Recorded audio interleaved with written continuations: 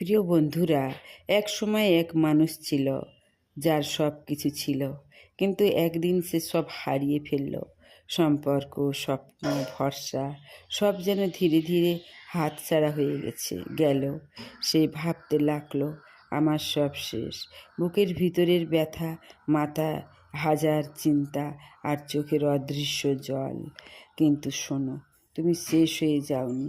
এটা তোমার জীবনের শেষ নয়, এটা শুধু একটা অধ্যায়।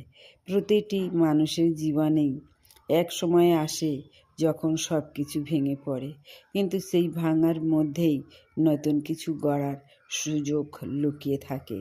তুমি আবার শুরু করতে পারবে, তুমি আবার নিজের গল্প লিখতে পারবে। তুমি শক্ত হও, তুমি শক্ত থাকো, সামনে এগিয়ে চলো, কারণ তুমি পারবে, তুমি জিতবে, তুমি আবার বাঁচবে। ভালো থেকো।